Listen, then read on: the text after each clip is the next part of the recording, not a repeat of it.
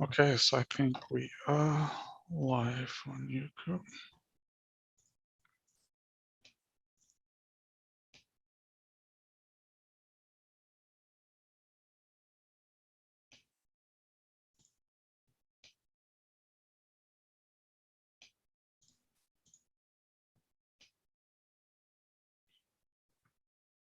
Okay, all right, so I think we can get started. So for those of you here live, I'm gonna call you from time to time to ask questions, but if you have any questions to ask, for now you can drop it on the chat, and I'm gonna ask you to ask your questions. So Olivier, is that the right way to pronounce your name? Yeah. Olivier, okay. All right, awesome. Okay, so welcome. Thank you for joining us in this interview. It's always a pleasure to get to know you better. And all of those chess fans that are here listening, they also want to know a little bit about your history, why you started playing the game. So why don't we start by why don't you tell us a little bit about you? What got you into the game of chess? My work, And when did you start? Okay, I started at 8 years old. So I started at primary school when I was a young kid. Okay. So it was in I think at the course of maths. I started, I think they showed like chess just for introduction to math, and that's what got me loving the game. And when I started, I didn't have like a serious coach. I just kind of played the game just for Okay. fun with friends, and my first coach was my dad. So Okay. yeah, when I started, we were just playing just me and my dad. And at the beginning, he was beating me like without looking at the board, just cooking for the family. And after he needed to sit down on the chessboard to kind of think to try to beat me, and now with maybe some advice from me, he can maybe have a draw. So how good of a player is your dad? Was he here? Was he a I rated think player? he's maybe like 14, 1500. Okay. He's pretty good. But yeah, he's I think around 1500. Yeah. Okay. Okay. Awesome. So how long did it take you before you started beating your dad? I think maybe like when I started chess 8, so maybe like 10, 11 years old. I was maybe beating him.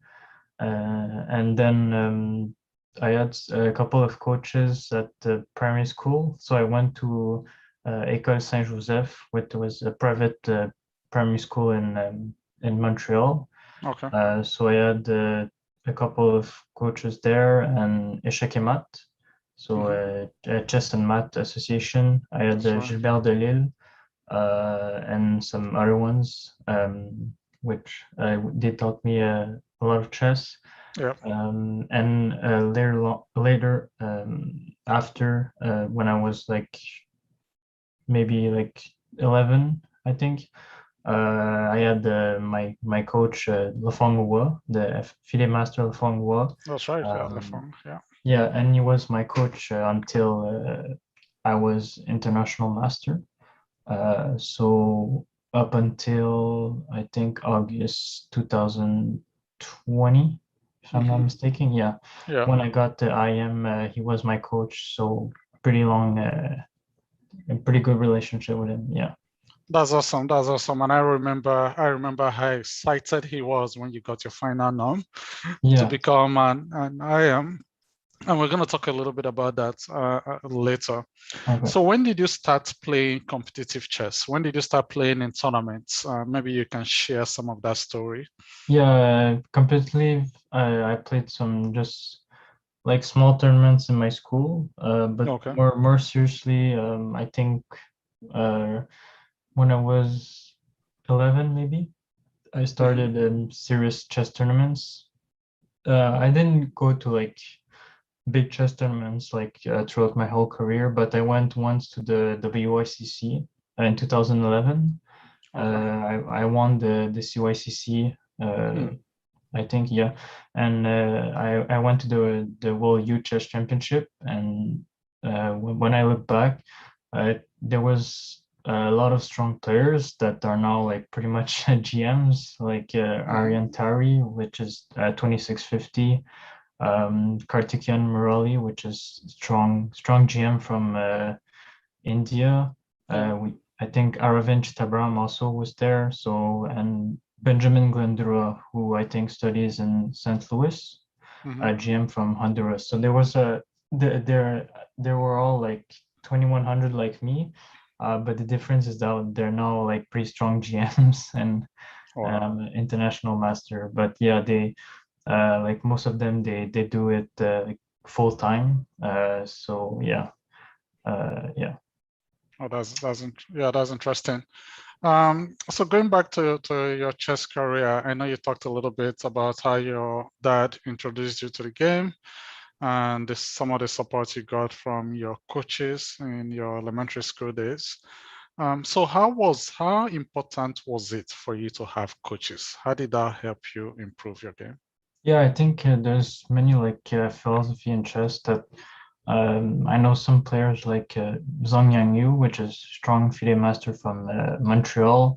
They kind of learn by themselves. So that's the first method. You can read books, analyze some games from strong GMs, and or check streams. So you can learn by yourself. But I feel for me it was important to have somebody who supports me and motivate me to push to get higher goals in chess, like for example better titles, better rating. But sometimes if you think too much about results, then you might have some setbacks, some difficulties gaining some rating or winning some important tournaments. Yeah. Sometimes it's better just to play for fun and just I mean I don't mean to don't care about the results, but just to play for fun and um, don't don't put too much pressure on yourself to gain those results. Yeah. Okay. So did that help you? Is that your own approach to chess? What did you say? I say, is that the same approach that you took to chess in terms of not focusing so much on the results, but just playing it for fun? Yeah, I think when you're starting for beginners, I think it's important just to play for fun. So just to play against opponents, and don't really care about the results. I think when you're beginning is to gain some experience, gain some knowledge, gain some uh, some aspects in the game, like middle games, openings, and end games, to help you grow, to be stronger. But I think at a certain point, I think like maybe like 1600 or 1500, you can get serious about your results. So maybe get expert by 2000 or national master, and put some kind of hard work to gain those results. And yeah. Okay. All right. So tell us a little bit about your journey to get your rating up to 2000. So some of the people I've talked to in the past, Yeah. they said, well, it's kind of challenging sometimes to get your rating to 2000. Yeah. So how challenging was it for you, or how easy was it for you to get your rating to Yeah, I think 2000? I don't remember actually like the date I went expert. I thought for me it wasn't really tough. Like it's for some people it can be challenging. I don't think I had too much problems. For me, what was the big step was gaining FN and also pushing for international master.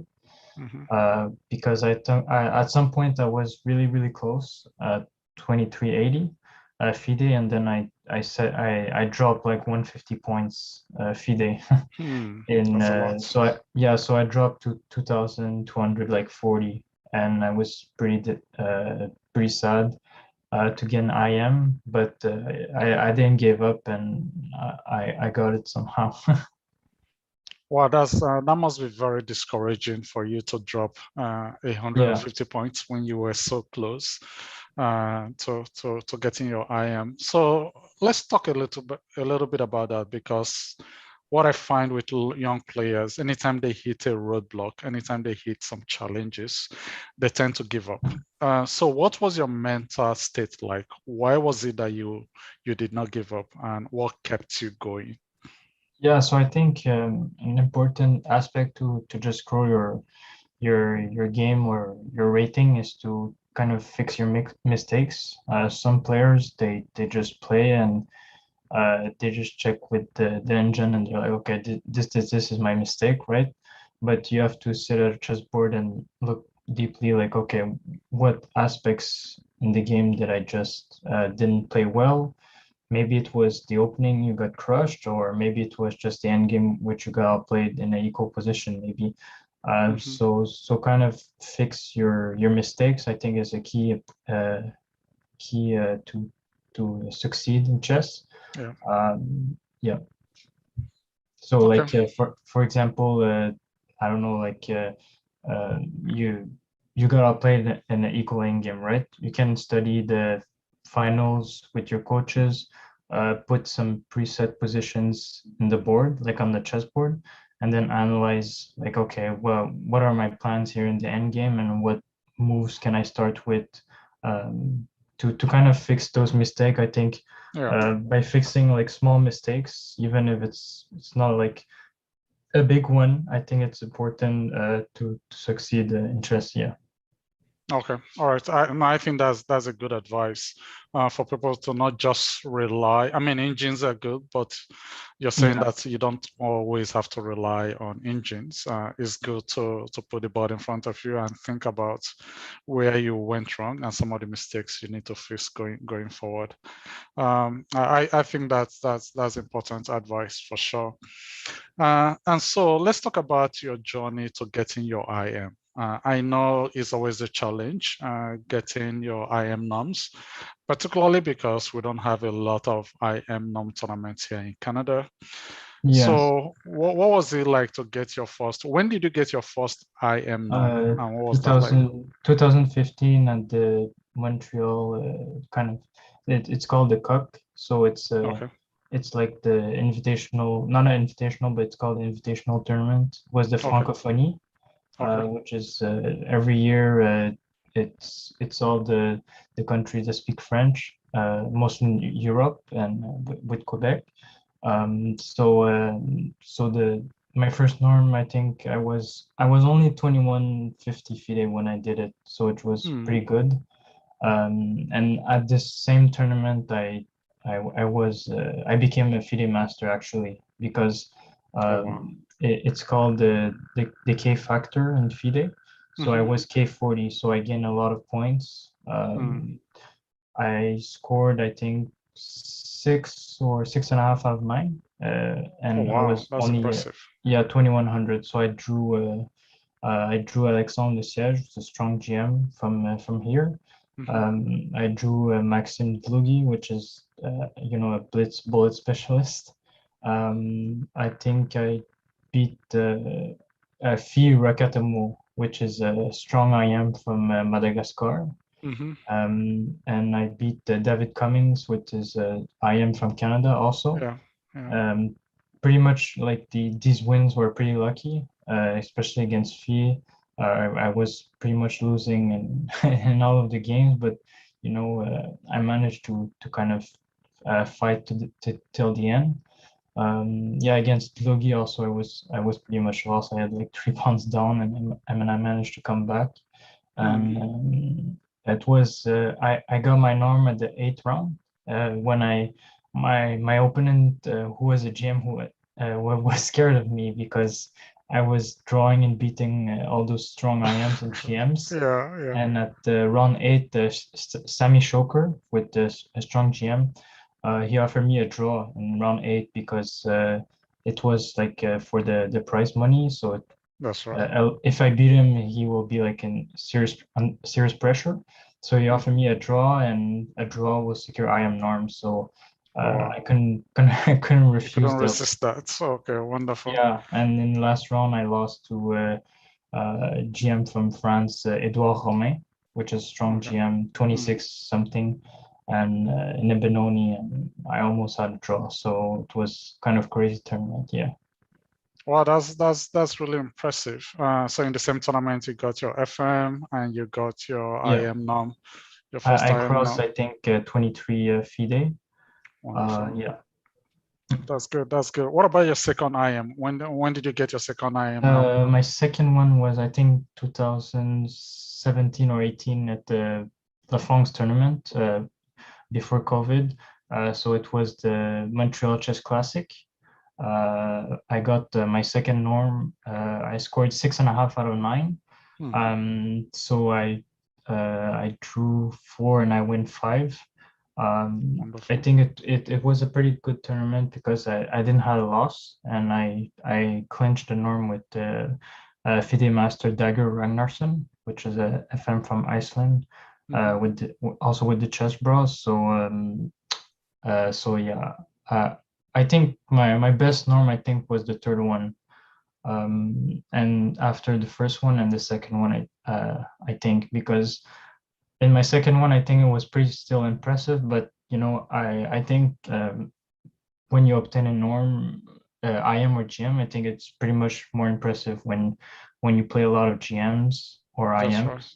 Yeah, Because in an IM norm tournament, you usually play 3 IMs and 6 FMs. that's right. So it's still impressive. Like, I scored 6.5 out of 9 without any defeat against a strong field.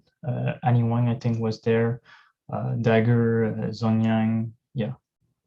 Okay. Oh, wonderful, wonderful. That's impressive.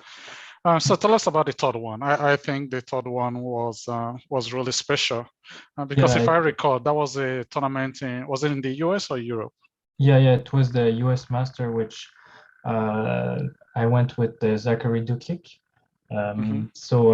It was, I think, one of the strongest opens I played in my whole life. There was like 20 or 30 GMs. Wow. It was pretty strong, so I think it was the most memorable one. So in first round I beat like a 2000, so I played down. Second round I beat Mikhailevsky, Viktor Mikhailevsky, which is really strong GM from Israel. So Hmm. uh, when I prepare against him, I know he always plays the Grunfeld. Yeah. Um, so when I prepared him, I prepare a special line, and I kind of refuted his line, and I play like almost like perfect chess, and it was a Wow. sweet game. So I beat Mikhailevsky, I think, yeah. So round two, round three, I lost to Steven Zerk. So I had Black and Steven Zerk, a GM from USA. He's like 25 something. I lost.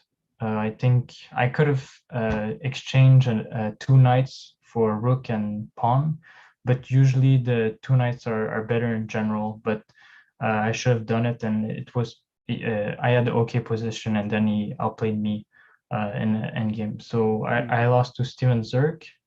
I think round 4 or 5, I think I beat Michael Brown, which is a GM. He wasn't active at this point Mm. throughout his career. I think he focused more on school. He was Okay. 25, 20, I think. It was a really long game. I think 6 hours and plus. When I Wow. had like It's two crazy. bishops. Yeah, I had two bishops and like two pawns, and trying to convert it, and I converted with success. So I won against Michael Brown. It was a key game, I think. I Yeah. only scored 4.5 out of 9 to gain my norm, but I played against a lot of strong players. So yeah, I beat him, and then I lost round five, I completely got crushed because I had like 30 minutes break. The next round was 30 minutes after I was too tired. Yeah, yeah, yeah. And I got crushed by Malcolm Young. So it's a strong GM from Armenia. He was Mm. like 2650 and I had white and I just got crushed in like 20 moves. Wow, that's crazy. uh, so there's nothing much to say in this game. He just crushed me and I was just much too tired. So yeah, and then next morning I beat I think the strongest I am in USA, which is Joshua Sheng. Uh, at the time it was like 2480, and it Yeah, was really like really strong. It was like an equal game, and then I outplayed him with the tactics. It was a pretty good game. So I beat Joshua Sheng. Then I lost to Camille Dragon yeah, at 2600 from Poland. It was a King's Indian. I had my king was like on h7 and I was getting attacked. yeah. And the engines say I just have to run my king to b8 and I'm fine. So I have to play king g7, king f7, and run to b8, and apparently it's fine. And I didn't find this combination, and I just lost my queen. Mm. So I lost against Kimmel Dragon, and round eight, yeah, I lost round seven. Then round eight, I had black against Christopher Yu, which is a It's a really strong strong jam. That's right. IM from. I think he has a norm of GM or two probably by now. But at the time he was an international master and he was like 24 high 24 FIDE. Yeah, And I got the I'll play in a positional game. He played really well in a bind and round nine and clinched my norm by a quick draw with the Shyam Tavandiran. I am from Canada, yeah. and I got my norm like this. Yeah, Well, that's wonderful. So tell yeah, us a little bit about your mental preparation, because looks like you've had a couple of impressive results in getting those three noms. So how do you prepare for things like this? How do you get ready to yeah. perform so well? So in close tournaments, usually when you know it's um, IM norm tournaments, I usually just I prepare openings because I know exactly like which color I'm playing against Yeah. my opponents. So usually I focus mainly on openings because I think if you have a bad opening or slightly less favorable opening for you, it's going to be a tough game for you. So I usually prepare mostly openings with my Okay. coach Lafong back in the days, and I focus. I try to find some weaknesses in my opponent's kind of repertoire, or I try to find some one opening that kind of annoys him, or a special line or special, like, not novelty but a special like idea I can play against if he plays this opening. um so Okay. so so try to counter his ideas. That's right.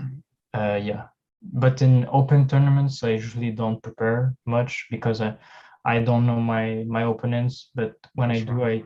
I like in open tournaments before, I mostly practice like tactics and games, but I don't Okay. really put focus on openings because I don't know who are my opponents, and I just That's right. prepare like before the round. Yeah. That's right. So how would you describe your style? Are you an aggressive player? Are you more positional, defensive, attacking? What I kind of think player are you? Yeah, so when I got IM, I was pretty aggressive. So I play like the King's Indian Benoni, which are pretty dubious openings. But I like the King's Indian. I think it's double edged. It's really sharp. You can win from both sides. Yeah. So I like to play with white and with black. There's some boring lines with d takes e5 with the queen trade, but most lines are pretty fun to play. And I play also the Sicilian, which is also not a risky line, but attacking line. And with white, I played the d4 and c4. But when I got IM, I think it was a mix of positional chess and attacking, but mostly attacking. But I think in my perspective, to gain IM, I don't think you need solid openings. Like you can play whatever you want and gain IM, but if you want to push for like GM and plus, you need some solid openings like E4, E5, or like Petrov, or some solid line with blacks. Because if you play always aggressive, GMs will just punish you and will beat you. Yeah.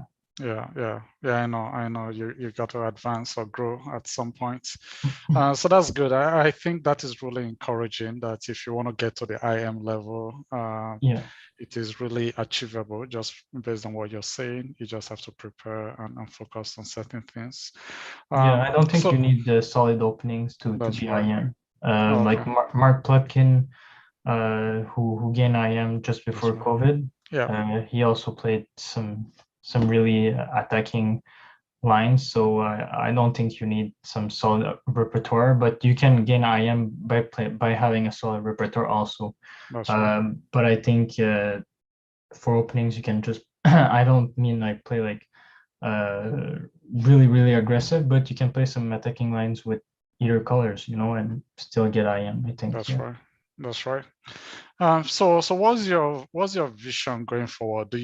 Are you seeking your GM now? Is that something that is in your focus at this point in time? No, right now I'm just focusing on school. So I study finance in Montreal University.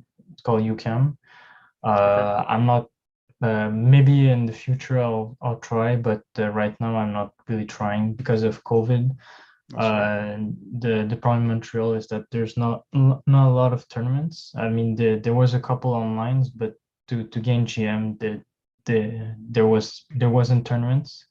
Mm, And if I want some GM norms, it's kind of expensive to go in Charlotte. It costs like that's 800 right. US to play there, Yeah, and there's no prices, so it's kind of expensive. And it's there's some quite interesting like tournaments in like Europe, um, which you can combine like two or three, so that it doesn't cost a lot. But I didn't play any like serious chess tournaments since the start of COVID. I played some strong like rapid tournaments yeah. from Adam Dorrance Hmm. and from Ovation Chiquienne, which is this organization in Montreal, but it was mostly online. That's right. Over the board, I didn't play any serious tournaments since March. So yeah. That's right. That's right. Mhm. But if I understand what you're saying, you will love to get a GM, right? Yeah, exactly. But maybe not right now, Oh, okay. because most of my to get IM, my dad really support me like financially, because I tried a lot of tournaments. I went That's right. to Merida, Las Vegas. I did poorly in Las Vegas. Hmm. um, and it's expensive because just to get IM it was quite expensive. So to get Yeah, GM, I I think can imagine. it's the maybe double or triple the price. So yeah. That's interesting. Do you have a favorite chess book? What's your best Uh, chess book yeah, you've read? I read some chess books, but not too often. I'm more I like more to play online on chess.com. But I like the 60 games of Fischer. I think it was pretty instructive. Oh, okay. I think there was one of Silman's also. I pretty much like, was positional chess. Hmm. And also some books I like about openings. They have some serious like serious lines that can surprise the opponents, Yeah, but they're not really obvious. So it's kind of not novelties, but like kind of ideas, fresh ideas that came from, I don't know, like for example, the Dragendorf, which is a kind of mix of the Narsdorf Sicilian and the Dragon, which is an interesting line to play as black, and it kind of that's the type of book I like. But Okay. yeah. Okay, interesting. All right, so who is your chess mentor on the global scene? I don't know if you follow global chess. Yeah, I like pretty much Magnus Carlsen. I think he's the best. I like him. I watch his games. Yeah, so I love his play at the World Cup, even though he lost to Duda. Right. I think he has he's the best. I think his style is really strong. He doesn't do a lot of mistakes, so it kind of helps. Which is good. Yeah. Yeah, but he has a good repertoire. He knows exactly like all the lines and all the things. But I think his match against Nepo will be quite interesting in November, I think, because all of previous challengers, they're not afraid of Carson, but you have this mentality that when you're playing the world champion, you have to play like kind of solid chess. That's right. And but to beat Magnus Carlsen, you have to be good in classical, but also in blitz. And that's the problem with, I think, Caruana. He lost to Carlsen. That's right. Because he got crushed 3-0 because Carlsen is just too good in blitz. And Yeah. I think Nepo has some good chances because he's a really good blitz player. But also, I think he will come up with some pretty serious ideas in attacking chess. He plays also some against the Grunfeld, he can play h4 and just kind of attack you on the king side. And I think I'm not sure if he win, but I think he has some pretty good chances. Yeah. Yeah, that's interesting. You have to be creative. You have to be bold. You have to be Yeah. fearless if you want to win against Magnus, and Yeah, exactly. have to be willing to I try mean, you something have new. to make like zero mistakes if you want to beat That's him. right. So, That's right. Awesome. So for the young players that are here watching, I know we've been looking up to a lot of rising Canadian players like you. So what are the 3 top tips that you can give to the up and coming young player today in Canada? I think for beginners, I think tip number 1 is just play some tournaments and don't put too much pressure on yourself to gain some results by rating or just winning some tournaments that you care. I think that's the first tip. Second tip, I think, is really important, which I mentioned it, is fix your mistakes. Just look at your games on a chessboard and say, okay, what did I do wrong in this game? And try after, when you target your mistakes, you kind of try to, maybe with a coach or yourself, but preferably with a coach, you can analyze those mistakes and work on these aspects that you're kind of weak in, and try to improve them. So that's a tip number 2. Tip number 3, I think, is make some good connection. I think it's I had maybe some good discussion with a lot of chess players, I think, just to understand how their way of thinking and what it can help you in your play. It's not all the chess players, I think, all the same. It's not all the chess players that play e4 and play the real Lopez. So I think making some good friends in the chess world, or just making some good connection, I think it's a good good advice if you want to get the serious titles like FM and IM.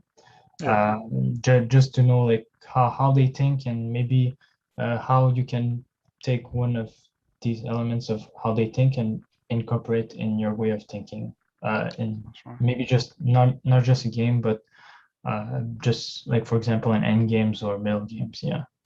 Okay. Yeah, thank you for those tips. I think those are really great tips. You got to play. If you're a new player looking to improve your chess, you got to play. Nothing replaces playing a lot of games.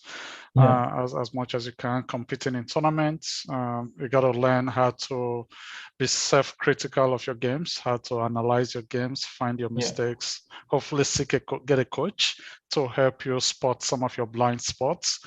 And just as you said, build connections. And once you play in competitive tournaments, you can make a lot of friends, and you can pick on people's brains as well to help improve your game. So thank you so much. That is really, really great tips. So I think let's go to the next phase where you're going to be sharing. Well, before we do that, because some people may be here, they may want to get in touch with you. They may want to get a hold of you. So why don't you tell us a little bit about, is there something that you do in chess? Are you a coach? Are you a trainer? And how can people get in touch with you? Yeah, so I like to coach. I don't have like 5 years of experience. I have like, I think like 2-3 years of experience. I had a couple of students throughout my whole career, but not a lot. Okay. I love to coach. I think it's I love to give back to the community. Awesome. So you can reach me on Instagram. So my Instagram is Kenta. So Kanta underscore 0071, or you can just send me a message on chess.com. My chess.com is really simple. It's just Kenta 1234. You can just reach out by just sending a message, or you can also reach me out by my email. So my email is just Olivier Kenta, my 2 first names @gmail.com. Okay. So yeah. Okay. Awesome. All right. So why don't you?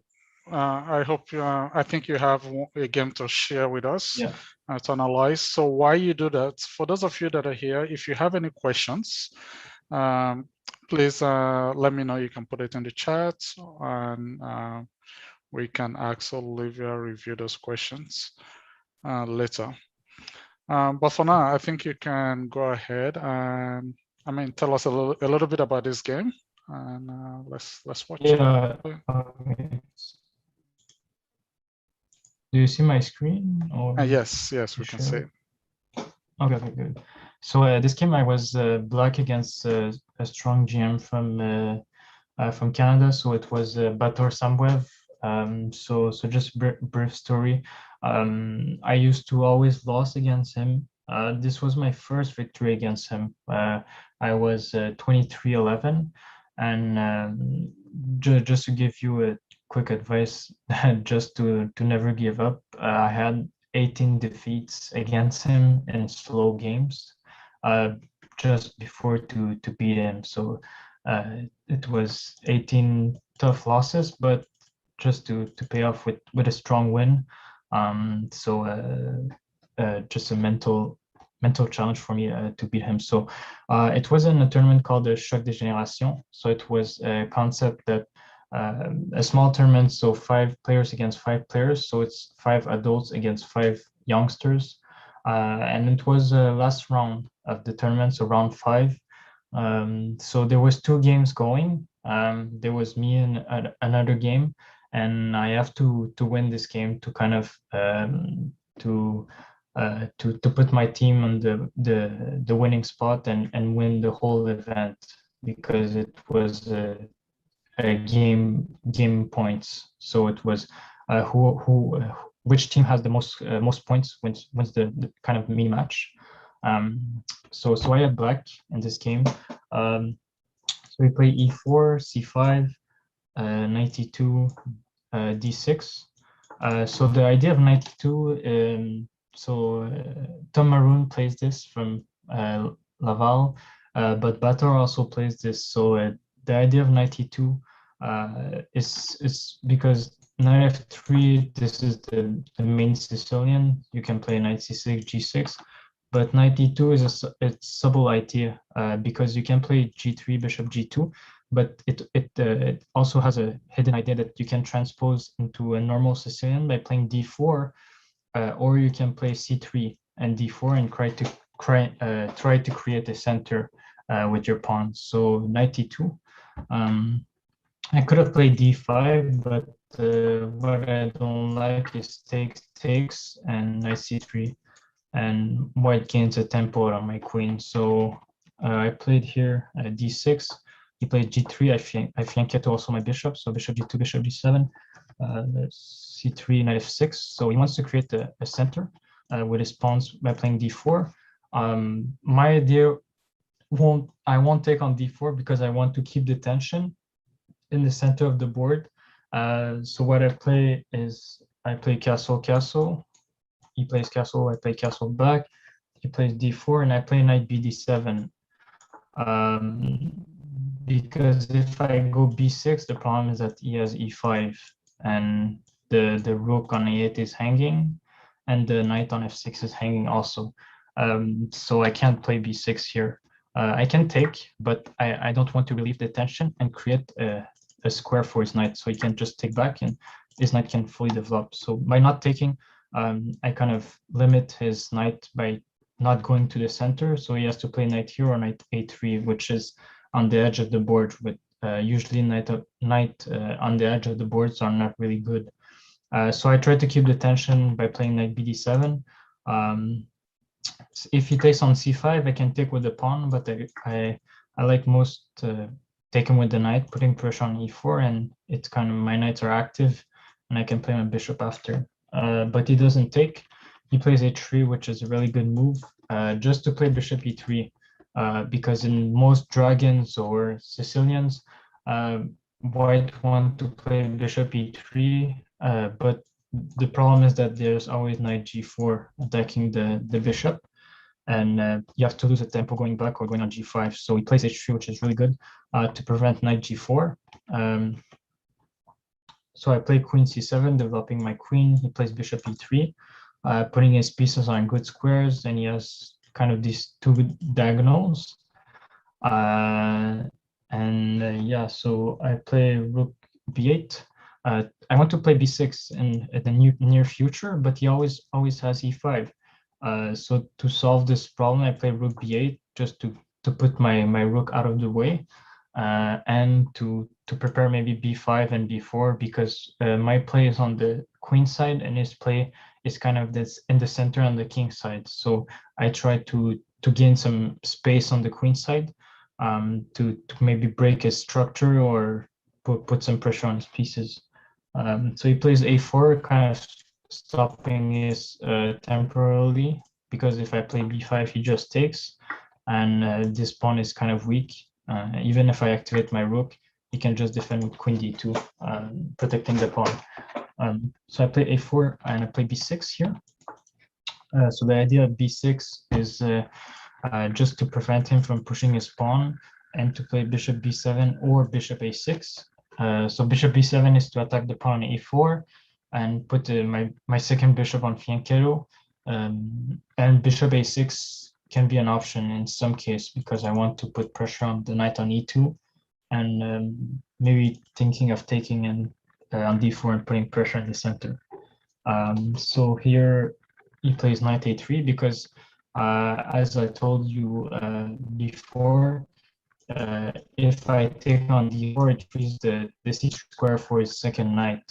So he plays knight a3, which is a good move, just to go on b5, and maybe harass my queen, and it's kind of stopped my pawns of pushing. So I play a6 to play b5 here, and taking some expansion. So he has to find a plan here with white. He can't just sit and wait for me to push on the queen side. So he plays a4, f4, to push maybe e5 and to gain some space in the center. So I play bishop b7. I attack the pawn back. He has two choices. He can play like queen c2, but the problem with queen c2 is I take on d4, and he can't take back with the pawn, because I take his queen, he take backs, and then I win a pawn. So he has to take with the bishop, and then I can maybe react by playing like knight c5 or e5 even. And this kind of structure is a bit bad for him, because I can play knight c5, and his pawn is under attack, and he has to give up his dark bishop, which is really good for me. So here instead of avoiding this, he played d5 just to shut down my bishop on b7, and it create a Benoni structure, which is kind of when white has c4, d5, e4, and black has e7, d6, c5. In the Benoni, most of the time you want to play e6 and takes to open the e file to have some play, because otherwise white is going to be better because they have more space, and you will get outplayed because this bishop on b7 is not really good and you don't have a concrete plan. So when he plays d5, I immediately play e6 to open up the center and create some play for me. He plays c4, I take. So I attack his pawn, so he protects, so I take. He could have taken with the e pawn, but the problem is rook e8. He moves his bishop, but then I can play knight e4, attacking the pawn on b2 and threatening to take his f2 bishop. So he has to take, and this is pretty bad for him because I have the bishop pair and my rook will be doubled. So he avoid this by taking the pawn with the c pawn.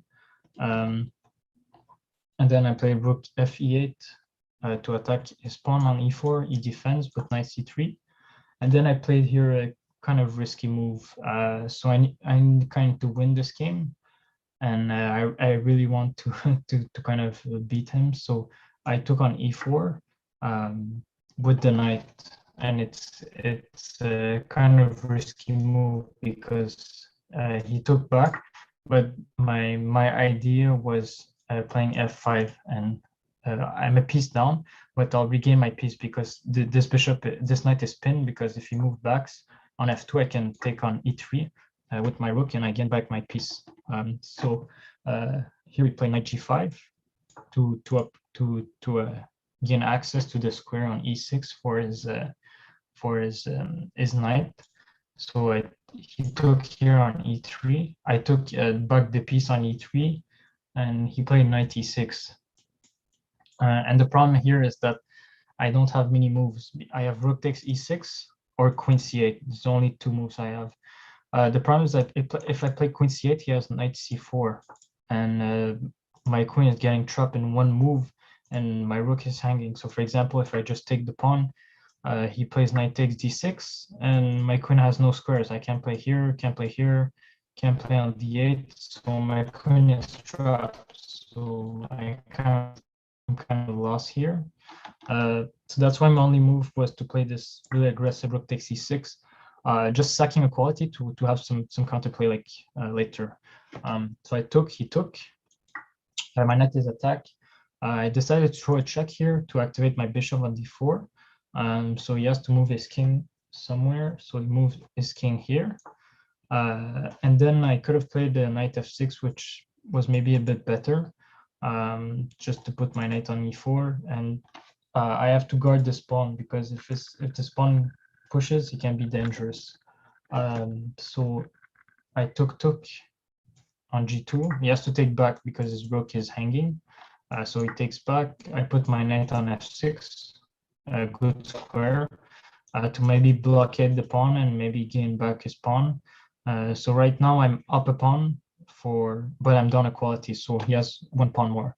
I'm threatening to take on b2. So you can either defend it, but this is way too passive. He plays rook b1, I can play b5, and slowly like putting my piece in good squares, or even knight d5 even, and threatening to fork his king and queen and rook.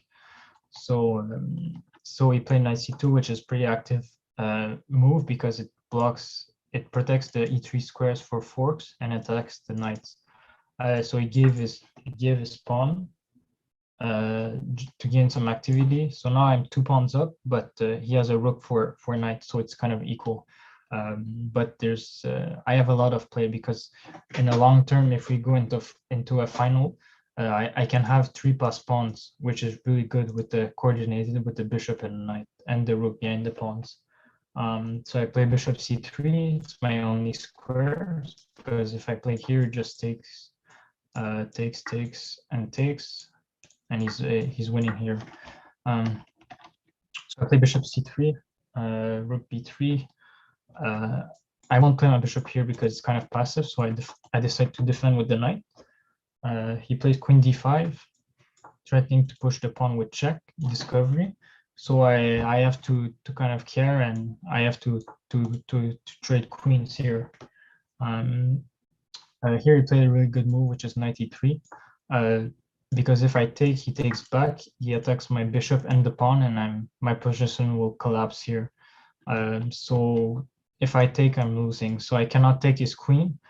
So I tried to kind of dislodge his knight by playing d4, bishop d4 to kind of take, and then take his queen. So he plays e7 check to force me to take his queen. So I take, and I play king f7 because he's threatening to play knight c7 and push the pawn for a queen. So I play king f7 to block this. He plays rook fb1. So he wants to take this pawn on b6. So if I play knight d2, it seems I have a fork and I'm winning. But he just plays on b6. He takes on b6, and if I take on b1, he takes on b8 and queens. So I cannot do that. So I play a really resourceful move, is d4, with the idea that my bishop protects the pawn, so he cannot take. So I move his rook up. And then I found this great idea of bishop c5, attacking his rook and not defending the c4 pawn. And by taking it, which he has to play, I play knight d2, and now I fork his two rooks, so I gain back my exchange. So he plays rook c1, I have to take. And we go into this final where I'm up a pawn, but he has a strong knight and a strong pass pawn. So it's kind of an interesting final. So I push my pawn on b5 to create some space. He pushes his pawn to kind of limit my space. I push back. I push my pawn again. He blockades with his rook, my pass pawn. And then he plays king f3. Oops. I play rook b7 just to guard the 7th, and he plays king f3. And here I have a kind of dubious decision to take, because if I don't do nothing, if I just wait, he brings his king to e3, d3, and c4, and he will slowly outplay me. And my bishop cannot do anything because is guarding this pawn, and I cannot play king here because he just queens here, and I'm lost. So here I played a really risky move, but I did a second sacrifice. I sacrificed my rook for an exchange again, but just to eliminate the pass pawn. So he takes king here. He bring his king, I bring mine. So king d7, g4, king c6, takes. So he has to take, because if he don't do nothing, I bring my king here, I take the pawn, and I push my two pass pawn, and it's going to be game over. So he has to take to open up the rook, to activate his rook. So takes, rook g3. I want to grab this pawn, so I come here, he comes here. Takes, kings. I play rook g5. Yeah, so here he should have played king c4, king a4, and it's I think it's just a draw because he can just shuffle his rook, and I can't push my pawn because his rook is always guarding, and I can't push. If I push, for example, rook here, a5, I cannot push any of my pawns because my king is blocked by his rook. So here he did a mistake. I play rook g5 to grab this pawn, and the problem is that he wins a pawn, but now I can activate my pawns here. So I push here, he goes here, and then I can just bring my king up and support my pass pawn to queen.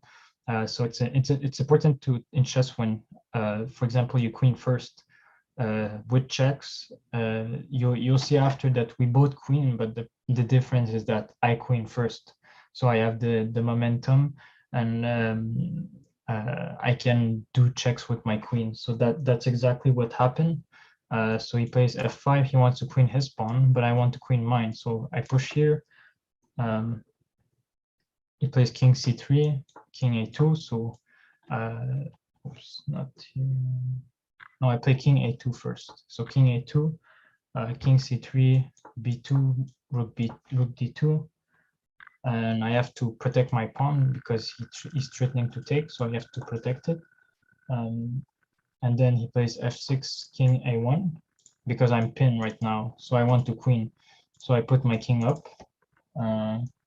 So the problem is that he queens also, but the problem is that I queen first, so I'm just winning. His rook will fall. So he queens. And now the problem is that I just give a simple check and he has to go up, and I take his rook. So we played a couple of moves, but this is game over. So he plays king here, check, king here, check, king here. And he can't take his pawn on d6 because I play bishop b4 and I take his queen. So he goes here, and I quickly finish the game by checking. So if he goes here, I can just give a check. He goes back, I give a mate. And if he goes on c8, I go check here, check, and mate. So that was my beautiful double sacrifice game against Bator Sambuev. So I sacrificed in the middle game with rook takes c6 here to stop his knight, and I sacrifice again here another exchange by eliminating a strong pass pawns by taking on e7 with rook takes e7. So he had maybe the draw, but it was tough for him to defend because I had three pawns for the quality, and he has to defend like really precisely to have a draw, and he wanted to win also, so he played kind of risky, and I calculated well that I queen first, and that's what gave me the victory against GM Bator Sanwe. So yeah. Yeah, that was my game against him.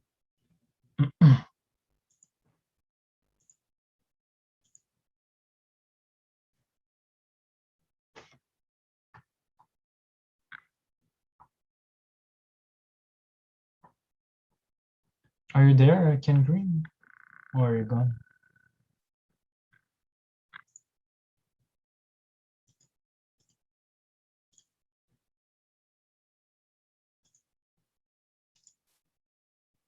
Okay, yeah, so if you have any question, you can ask, but I kind of have to go like pretty much soon, so so you can ask your question right now.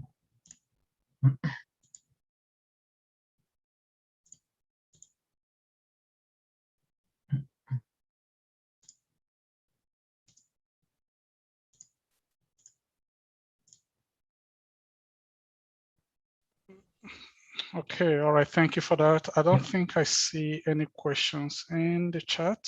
Okay. So does anyone have any questions? If not, we can wrap it up here. All right, I don't see any questions.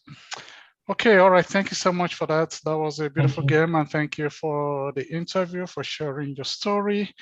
I really appreciate it. Okay, all right, so thank you. So we'll keep in touch. Yeah, thank you. Okay, thank you so much. All right, bye everyone. Yeah, you too. Bye. Bye.